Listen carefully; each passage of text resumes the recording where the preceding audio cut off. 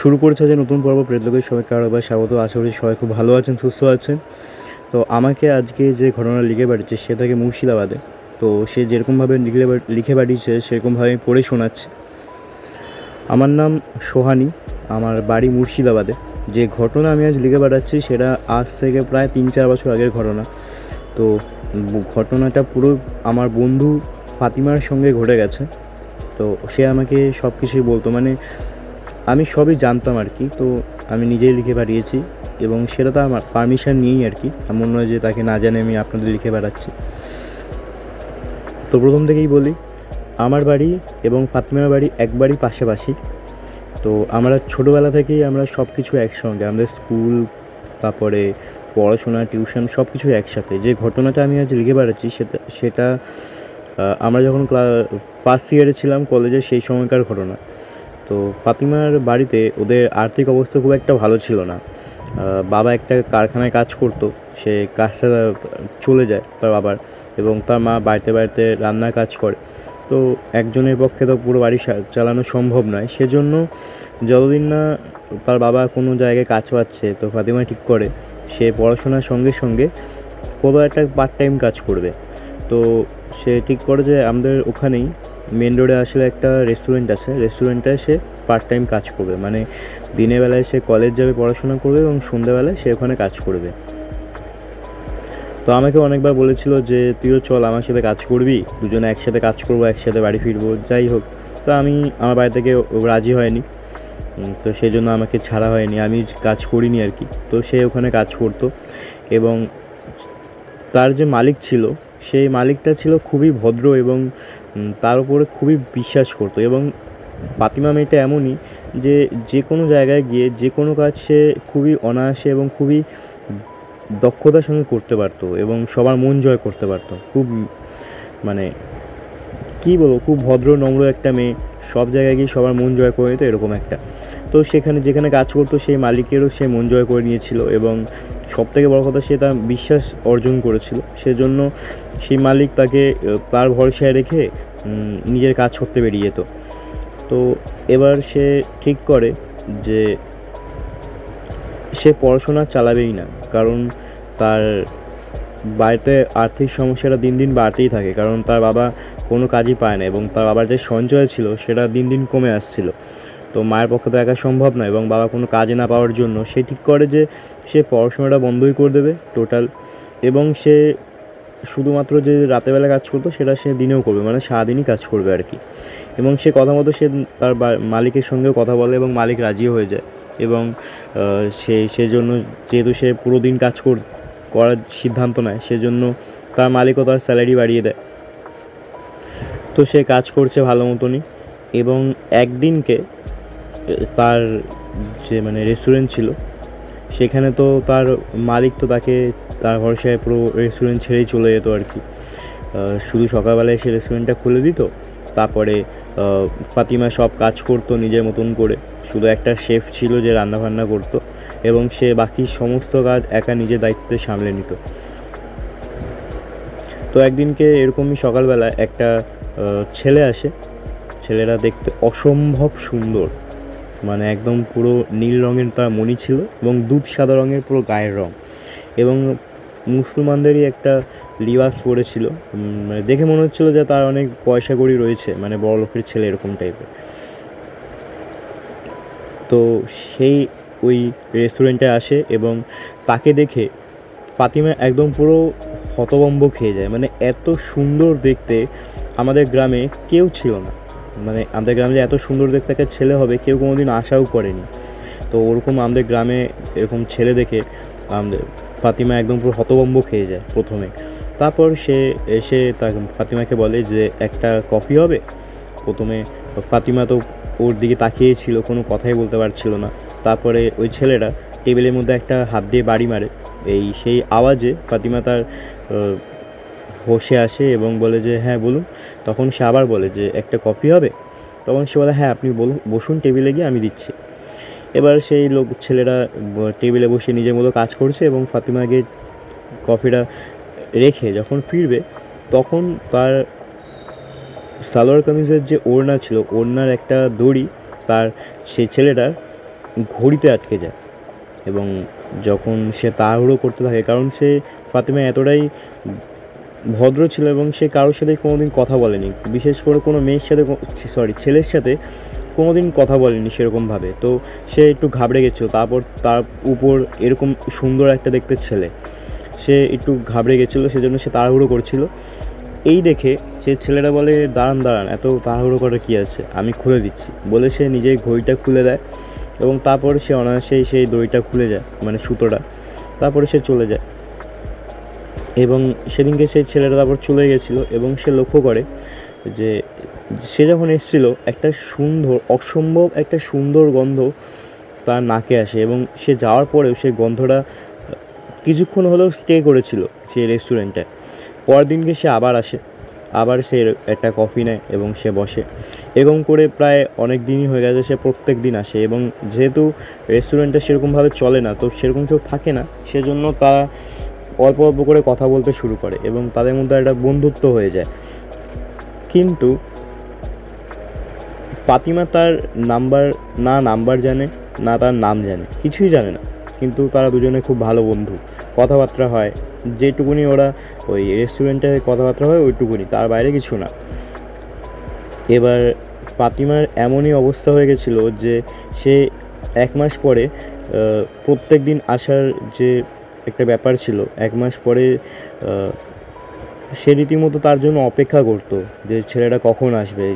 কোনো দিন যদি দেরি করে আসতো, তার খুব চিন্তা হতো যে সে কোথায় রয়েছে না রয়েছে, সে এখনও আসছে না কেন, এরকম সে তার কাছে চিন্তা হতো। তার জন্য সে অধীর আগ্রহে অপেক্ষা করে রাখতো। এবং সে এটাও লক্ষ্য করতো যে যে গন্ধটা সে মানে যে সুগন্ধটা সে পায়, সেটা প্রত্যেক দিন সেম থাকে। এবং সে চলে যাওয়ার পরেও সেই গন্ধটা সেই রেস্টুরেন্টে ভরে থাকে, একবারে কিছুক্ষণ হলেও সেই গন্ধটা থাকে। এবার এই 1-1.5 মাস পর থেকে সে লক্ষ্য করে, সে যখন বাড়ি ফিরে গেছে, মানে বাড়ি ফিরে নিজের কাজবাজ করে, তখনও সেই গন্ধটা সে পাচ্ছে। সে একটু ঘাবড়ে যায়, যে যেদিনকে সে প্রথম গন্ধটা পেয়েছিল সে একটু ঘাবড়ে যায় যে এটা কি করে সম্ভব, গন্ধটা শুধু আমি ওই রেস্টুরেন্টেই পাই, আমি বাড়ি চলে এসেছি, এখন আমি কী করে গন্ধটা পাচ্ছি, এখন তো সে এখানে নেই। এবং সেও তো পাত্তা দেয় না, সে ওই গন্ধটা নিয়ে অনুভব করছে এবং তার কথা মনে করছে। তো সে অত বেশি পাত্তা দেয় না, অত গুরুত্ব দেয় না বেশি জিনিসটাকে। এরপর থেকে যেদিন থেকে সে গন্ধটা তার নিজের বাড়িতে পেয়েছে, তারপর থেকেই তার শরীরের অবনতি হতে শুরু করে। মাথা যন্ত্রণা, পেট ব্যথা, একেবারে দুর্বল হয়ে পড়া, বিছানা থেকে উঠতে পারতো না সে, মানে যাকে বলে একদম পুরো বিছানায় শয্যাশায়ী। এবং তার হাতের আঙুল আর পায়ের আঙুলগুলো অবিশ্বাস্যভাবে হলুদ হয়ে গেছিলো, মানে দেখে মনে হবে কেউ হাতে আর পায়ের আঙুলে হলুদ রং করে দিয়েছে, এরকম সে হয়ে গেছিলো। তার বাড়ির লোক খুবই চিন্তায় পড়ে গেছিলো এবং তাকে নিয়ে হসপিটালে ভর্তি করে। এবং হসপিটালে সে প্রায় 3-4 দিন ছিল একটানা, তার স্যালাইন চলছিল এবং যাবতীয় অনেক চিকিৎসা হচ্ছিল, কিন্তু কোনো কিছুতেই তার কোনো ভালো কিছু লক্ষণ দেখা দেয়নি। মানে যেরকম তাকে নিয়ে আসা হয়েছিল সেরকমই সে রয়েছে, তার থেকে ভালো কিছু তার হয়নি। একদিনকে তার বাবা রাতেরবেলা থাকার কথা ছিল, কিন্তু তার কাজ পড়ে যায় বা কোনো একটা কাজের জন্য সে বেরিয়ে যেতে হয় তাকে। এবং একটা নার্সকে বলে রাখে যে আমি আজকে থাকতে পারবো না, আপনি একটু দেখে নেবেন। নার্সটা ভালো ছিল, সেজন্য বলে আচ্ছা ঠিক আছে। তো তার বাবা চলে যাওয়ার পরে সে লক্ষ্য করে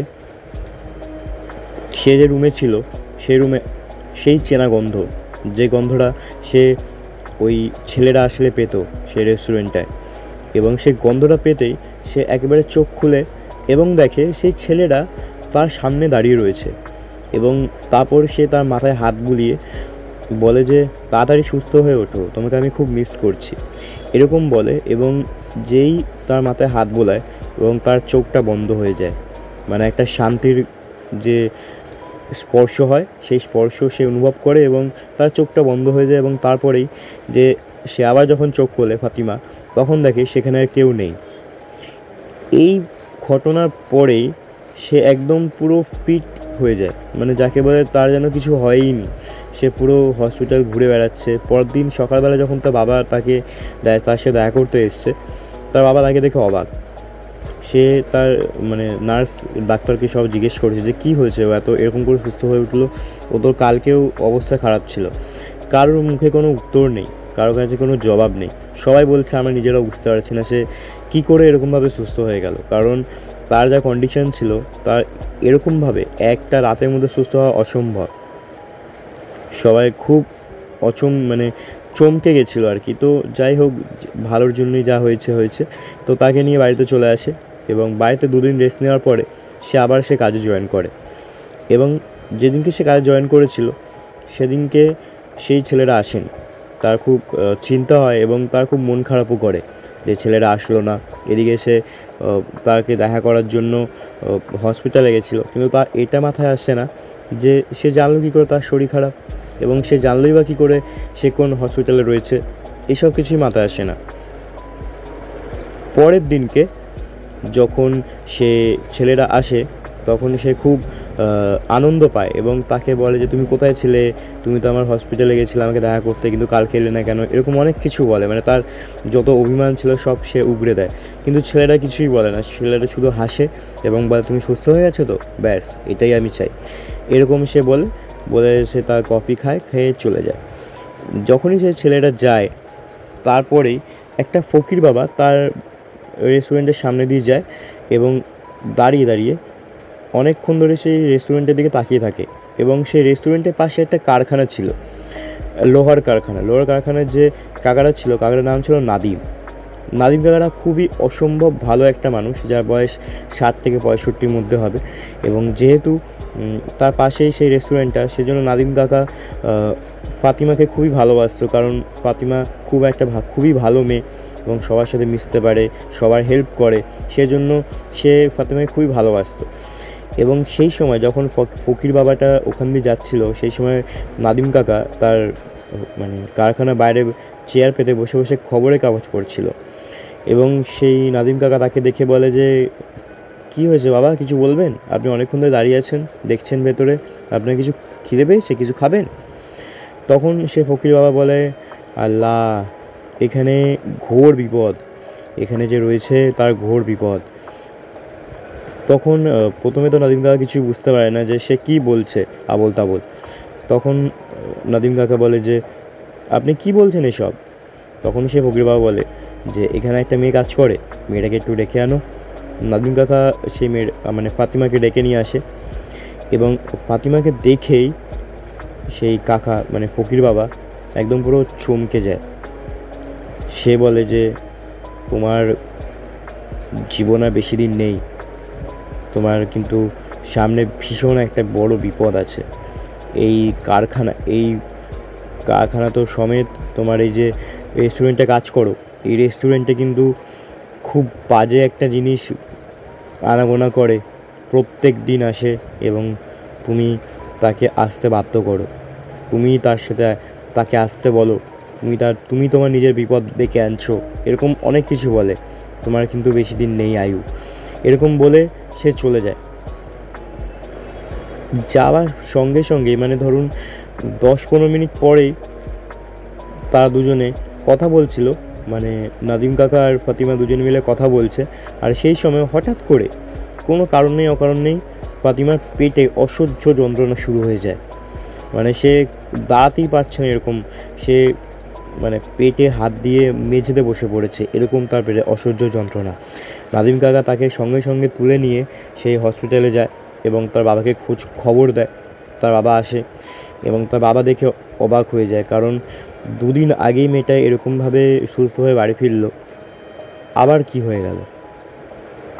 এরপরে তার যে ডাক্তার তাকে দেখছিল, তার ডাক্তার দেখে বলে কিছুই বোঝা যাচ্ছে না যে কী কারণে তার পেটে ব্যথা করছে, কারণ রিপোর্টও করলাম অনেক কিছুই, কিন্তু সবই নর্মাল, কিছুই বোঝা যাচ্ছে না।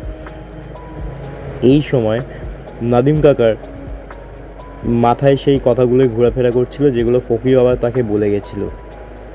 সেই সময় সে তার বাবাকে সব কিছু বলে এবং তারা ঠিক করে যে এই কাজটা ডাক্তারের কাজ না।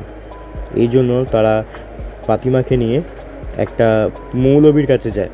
মৌলবী তাকে দেখেই ভয় পেয়ে যায়, রীতিমতো ভয় পেয়ে যায় এবং তাকে দেখে বলে, এই আমার কাজ না, তোমরা একে আমার থেকে এখান থেকে নিয়ে যাও, এ আমার কাজ না, আমি পারবোই না একে ঠিক করতে। এ যে এখনও বেঁচে আছে এটাই অনেক বড় ব্যাপার, এর ভেতরে তিনখানা জিন রয়েছে, তোমার মেয়ে যে বেঁচে রয়েছে এটাই অনেক বড় ব্যাপার, একে আমি বার করতে পারবো না, একে আমি বাঁচাতে পারবো না, তুমি এখান থেকে নিয়ে যাও। তখন নাজমিন কাকা বলে যে এরকম করে বলছেন, একে নিয়ে যাব কোথায় আমরা, এত এই সময় আমরা কি পাবো, কোথায় যাব, আপনি কিছু করুন। তখন সেই মৌলবী বলে যে আমি একজনের খোঁজ দিচ্ছি, একজনের ঠিকানা দিচ্ছি, তোমরা সেখানে যাও এবং একটা মাদুলি তাকে দেয়, বলে যে এটা হাতে পরিয়ে দাও, এই মাদুলি পরলে পেটে ব্যথাটা কমবে, কিন্তু আমি এর থেকে বেশি কিছু করতে পারবো না, তোমরা এই ঠিকানায় যাও, এইখানে একটা পীর বাবা রয়েছে, যদি কেউ ঠিক করতে পারে তোমার মেয়েকে তাহলে ওই পীর বাবাই তোমাকে পারবে। এরপর তারা দুজনে ফাতিমাকে নিয়ে সেই পীর বাবার কাছে চলে যায়। পীর বাবা তাকে সামনে বসায় এবং মাঝখানে ফাতিমা বসেছে এবং দুদিকে, একদিকে নাদিম কাকা, একদিকে তার বাবা। নাদিম কাকা সব কিছু বলে, নাদিম কাকা এবং তার বাবা দুজনে মিলে সব কিছু পীর বাবাকে বলে এবং বলার পরে পীর বাবা হাতটাকে মুঠো করে, হাতের মধ্যে কিছু একটা মন্ত্র পড়ে সেই হাত নিয়ে ফাতিমার মাথায় হাত বুলিয়ে দেয় এবং তারপরেই ফাতিমার শরীর থেকে, মানে অসম্ভব জিনিসটা কিন্তু এটা সত্যি, যে ফাতিমার শরীর থেকে একটা সাদা রঙের ধোঁয়া বেরিয়ে একটা মানুষে পরিণত হলো এবং সে মানুষটার কেউ না, সেটা সেই লোকটা, সেই ছেলেটা যাকে দেখার জন্য ফাতিমা পাগল হয়ে যায় এবং সে গন্ধটা দেখে, গন্ধটা শুকে ফাতিমা বুঝতে পারে যে এটা আর কেউ না, এটা সেই ছেলেটা। এবং সেই ছেলেটা একটা মানুষের, সেই ধোঁয়াটা একটা মানুষে পরিণত হয় এবং সেই ছেলেটা যখন একটা মানুষে রূপান্তরিত হয় তখন সে পীর বাবার সামনে এসে বসে এবং তাকে বলে যে আসসালামু আলাইকুম। পীর বাবাও তাকে বলে সালাম আলাইকুম বলে তাকে সম্বোধন করে এবং বলে যে তুই কে, কী চাই তোর, তুই বাচ্চা মেয়েটা শরীরে রয়েছিস কেন, ওকে বিরক্ত কেন করছিস, বল বল তোর নাম কি। তখন সেই ছেলেটা বলে আমার নাম শাহিদ। তারপরে সে ফাতিমার দিকে তাকিয়ে বলে যে আমি কি তোমাকে বিরক্ত করেছি আজ অবধি। ফাতিমা তেমন একটা ঘোরের মধ্যেই সে বলে যে না। তখন সেই পীর বাবা বলে তুই ওকে জিজ্ঞেস করছিস কেন, আমি তো তোর সাথে কথা বলছি, তুই আমাকে উত্তর দে, কেন ওকে বিরক্ত করছিস, কেন ওর শরীরের মধ্যে রয়েছিস। তখন সেই শাহিদ বলে ছেলেটা, মানে জিনটা বলে যে ঠিক আছে আমি বলছি, আমি একদম শুরু থেকে বলছি। তখন সে বলে যে একদিনকে ফাতিমা একটা রেস্টুরেন্টে কাজ করে এবং সে যে রাস্তা দিয়ে ফেরে সে রাস্তায় একটা বড় গাছ পড়ে। গাছটায় আমরা 3 বন্ধু থাকতাম, আমি এবং আমার 2 বন্ধু, আমরা 3 জনেই জিন। কিন্তু সেদিনকে ফাতিমা চুল খুলে হাঁটছিল, হেঁটে হেঁটে বাড়ি ফিরছিল এবং সেই সময় আমার যে 2 বন্ধু ছিল ওদের ফাতিমার শরীরটা খুব ভালো লাগে এবং তারা চাইছিল যে ফাতিমার ভেতরে তাদের আস্তানা করতে, কিন্তু আমি তাদের অনেক বারণ করি যে না, দরকার নেই, কারণ আমার ফাতিমাকে একবার দেখাতেই খুব পছন্দ হয়ে যায় এবং আমি চাইছিলাম না যে তার কোনো ক্ষতি করতে। সেজন্য আমি আমার 2 বন্ধুকে অনেকবার বারণ করেছিলাম যে এরকম করতে না, একটা মেয়ের সর্বনাশ না করতে, কিন্তু তারা আমার কথা শোনেনি। তারা দুজনেই ফাতিমার শরীরে ঢুকে যায়, কিন্তু আমিও ঠিক করেছিলাম যে আমি ফাতিমাকে বাঁচাবো আমার 2 বন্ধুর হাত থেকে। সেই জন্য আমি পরের দিনকে, যেদিনকে আমার 2 বন্ধু ওর সাথে ও শরীরে ঢুকে গেছিলো, তার পরের দিনকে আমি মানুষের রূপ নিয়ে তার সাথে দেখা করি এবং তার সাথে বন্ধুত্ব করি। এবার যখন আমি বুঝতে পারি যে এটাই ঠিক সময়, সেই সময় আমি ওর শরীরের ভেতর ঢুকে যাই এবং শরীরে ঢুকে আমি ওই যে 2টো জিন রয়েছে, যে মানে আমার বন্ধু 2টো, ওরা সমানে ফাতিমার ক্ষতি করার চেষ্টা করছিল। সেজন্য আমি ওদের সঙ্গে লড়াই করে ওদেরকে বার করার চেষ্টা করেছিলাম ওর শরীর থেকে। আর যখনই আমরা লড়াই করতাম ওর শরীরের ভেতরে, সেই সময় ওর শরীর খারাপ করতো এবং শরীর খারাপ করার একটা কারণ হচ্ছে যে আমি চাইছিলাম যে ওর শরীর থেকে ওরা দুজন বেরিয়ে যায় এবং আমি একজনকে বার করেও দিয়েছিলাম, কিন্তু আরেকজন এখনও তার শরীরে রয়েছে। কিন্তু আমি ততক্ষণও শরীর ছাড়বো না যতক্ষণ না আরেকজনকে আমি সম্পূর্ণ বার করতে পারি। আমি শরীর ছাড়বই বা কেন? আমি ওকে ভালোবাসি, আমি ফাতিমাকে ভালোবাসি এবং আমি জানি ফাতিমাও আমাকে ভালোবাসে। আমি ওকে ছাড়তে পারবো না। আমি যে একজন জিন রয়েছে ওকে আমি বার করেই ছাড়বো, এবং বার করার পরেই আমি ওর শরীরেই থেকে যাব। আমি ওকে ছেড়ে কোথাও থাকতে পারবো না। এরকম করে সে কথা বলে এবং সেই সময় পীর বাবা বলে, কেন তুই ছাড়বি না? ওকে তুই ছেড়ে চলে যা, ওর শরীরে তুই থাকবি কেন? তখন সেই শাহিদ বলে, সেই জিনটা বলে যে না, আমি ওকে ছেড়ে থাকতে পারবো না, ওকে আমি ভালোবেসে ফেলেছি।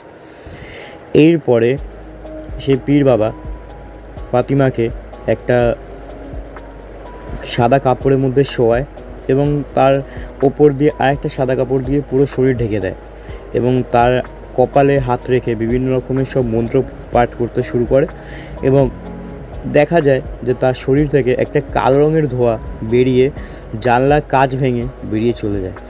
এবং সেই সঙ্গে সঙ্গে যে শাহিদ বলে যে জিনটা ছিল সেও সাদা ধোঁয়ায় রূপান্তরিত হলো এবং সে আবার চলে গেল। এবং তারপর সে ফাতিমাকে উঠে বসতে বলে এবং বলে যে তোর শরীর থেকে যে বাজে জিনটা ছিল ওকে তো আমি বার করে দিয়েছি, কিন্তু যে শাহিদ বলে যে জিনটা ও কিন্তু তোকে ছাড়বে না, ও তোর শরীরের মধ্যেই থাকবে এবং ওকে যদি আমি বার করতে যাই তাহলে কিন্তু ও পুরো তোদের সবার ক্ষতি করবে, যতজন তোকে সাহায্য করবে সবার ও ক্ষতি করবে এবং পুরো সবার সংসার নষ্ট করবে, সব পরিবার নষ্ট করে দেবে। সেই জন্য আমি পারবো না ওকে বার করতে, ও তোর শরীরের মধ্যেই থাকবে। কিন্তু আমি তোকে একটা তাবিজ দিচ্ছি, যে তাবিজটা তুই সারাক্ষণ পরে থাকবি, 24 ঘন্টা পরে থাকবি। এই তাবিজটা পরে থাকলে ও তোর বেশি কোনোরকম কোনো ক্ষতি করতে পারবে না। ও হয়তো তোর শরীরের মধ্যে থাকবে কিন্তু কোনো ক্ষতি তোর করতে পারবে না, এইটুকুনি আমি বলতে পারি। এরপর সে একটা তোকে তাবিজ তার গলায় পরিয়ে দেয় এবং যে তাবিজটা সেই আগের মৌলবি দিয়েছিল সেটা সে খুলে রেখে দেয়, বলে যে এই তাবিজটা সারাক্ষণ পরে থাকতে। এই ঘটনা পরে 3 বছর হয়ে গেছে, কিন্তু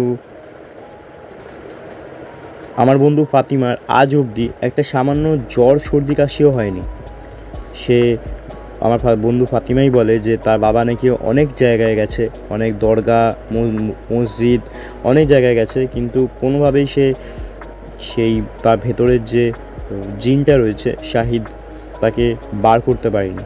কিন্তু এটাও ঠিক যে তার কোনো শরীর খারাপ হয়নি আজ অবধি, সামান্য একটা জ্বর সর্দি কাশিও হয়নি। কিন্তু আমার বন্ধু ফাতিমা অনেক কনফিডেন্স পায় সব কিছুতে, যে কোনো কাজে অনেক কনফিডেন্স পায়। সে সবসময় তার মনে হয় যে কেউ যেন তার সঙ্গে রয়েছে, তাকে সাপোর্ট করছে সব দিক দিয়ে। তো এইটাই ছিল আজকের ঘটনা। আশা করছি আপনাদের ভালো লাগলে লাইক, কমেন্ট, শেয়ার এবং সাবস্ক্রাইব করে দিন চ্যানেলটা এবং আপনার বন্ধুবান্ধব, পরিবার পরিজন সবার সাথে শেয়ার করুন।